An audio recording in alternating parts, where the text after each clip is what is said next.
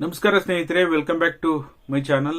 ಈ ಒಂದು ವಿಡಿಯೋದಲ್ಲಿ ಗೃಹಲಕ್ಷ್ಮಿ KYC ಓಕೆನಾ, ಈ ವಿಚಾರವಾಗಿ ಸರ್ಕಾರದ ಕಡೆಯಿಂದ ಒಂದು ಹೊಸ ಅಪ್ಡೇಟ್ ಬಂದಿದೆ, ಒಂದು ಹೊಸ ಆದೇಶ ಪ್ರತಿ ಬಂದಿದೆ. ಅದೇನ್ ಬಂದಿದೆ ಅದನ್ನ ನಿಮ್ಮ ಮುಂದೆ ಇಡುವಂತ ಕೆಲಸ ಮಾಡ್ತೀನಿ. ಯಾರು ಬರ್ದಿರೋದು ಮತ್ತೆ ಯಾವ ಅಧಿಕಾರಿಗಳಿಗೆ ಈ ಮಾಹಿತಿಯನ್ನ ಕೊಟ್ಟಿರುವಂತದ್ದು, ಯಾವ ಅಧಿಕಾರಿಗಳಿಂದ ಈ ಮಾಹಿತಿ ಬಂದಿದೆ ಅನ್ನೋದ್ರ ಬಗ್ಗೆ ಕಂಪ್ಲೀಟ್ ಇನ್ಫಾರ್ಮೇಶನ್.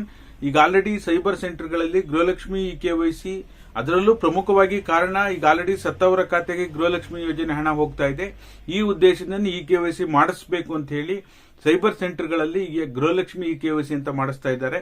ಹಾಗಾದ್ರೆ ಸರ್ಕಾರದ ಕಡೆಯಿಂದ ಏನು ಆದೇಶ ಇದೆ ಅನ್ನೋದನ್ನ ವಿತ್ ಪ್ರೂಫ್ ಸಮೇತ ಈ ವಿಡಿಯೋದಲ್ಲಿ ತಿಳಿಸ್ಕೊಡುವಂತ ಕೆಲಸ ಮಾಡ್ತೀನಿ. ದಯವಿಟ್ಟು ಯಾರೆಲ್ಲ ವಿಡಿಯೋ ನೋಡ್ತಾ ಇದ್ದೀರಾ ಪೂರ್ತಿ ವಿಡಿಯೋನ ವೀಕ್ಷಣೆ ಮಾಡಿ.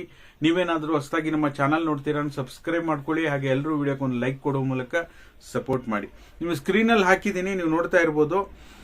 ಈಗ ಇದು ಎಲ್ಲಪ್ಪ ಅಂದ್ರೆ, ಈಗ ಮಹಿಳಾ ಮತ್ತು ಮಕ್ಕಳ ಅಭಿವೃದ್ಧಿ ಇಲಾಖೆ ಮತ್ತು ಶಿಶು ಅಭಿವೃದ್ಧಿ ಯೋಜನಾ ಅಧಿಕಾರಿಗಳು ಯಾರಿಗೆ ಬರೆದಿರೋದು ಪತ್ರ ಅಂದ್ರೆ, ಅಧ್ಯಕ್ಷರು ಕರ್ನಾಟಕ ಕಾರ್ಯನಿರತ ಪತ್ರಕರ್ತರ ಸಂಘ ಮಳವಳ್ಳಿ. ಓಕೆನಾ, ಮಳವಳ್ಳಿ ಅಂದ್ರೆ ಮಂಡ್ಯ ಜಿಲ್ಲೆ ಮಳವಳ್ಳಿ ಅವರು ಈಗ ಆಲ್ರೆಡಿ ಇದ್ರ ಬಗ್ಗೆ ಪತ್ರವನ್ನ ಬರೆದಿದ್ದಾರೆ.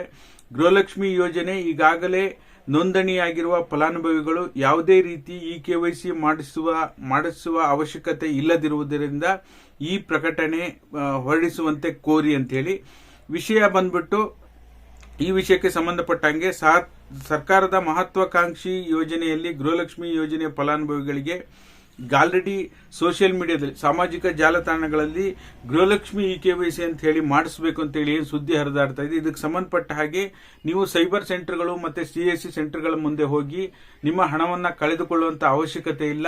ಗೃಹಲಕ್ಷ್ಮಿ ಯೋಜನೆಯ ಫಲಾನುಭವಿಗಳು ನಿರಂತರವಾಗಿ ನಿಮಗೆ ಹಣ ಬರ್ತಾ ಇದೆ ಅಂದ್ರೆ ಯಾವುದೇ ರೀತಿ KYC ಅನ್ನ ನೀವು ಮಾಡುವಂತ ಅಗತ್ಯ ಇಲ್ಲ ಅಂತ ಹೇಳಿ ಇದ್ರ ಬಗ್ಗೆ ನಾನು ಆಲ್ರೆಡಿ ಒಂದು ವಿಡಿಯೋ ಮಾಡಿ ತಿಳಿಸಿದ್ದೆ. ಬಟ್ ಆದ್ರೆ ಅಧಿಕೃತವಾಗಿ ಸರ್ಕಾರದಿಂದನೇ ಇನ್ಫಾರ್ಮೇಶನ್ ಬಂದಿರುವಂತದ್ದು.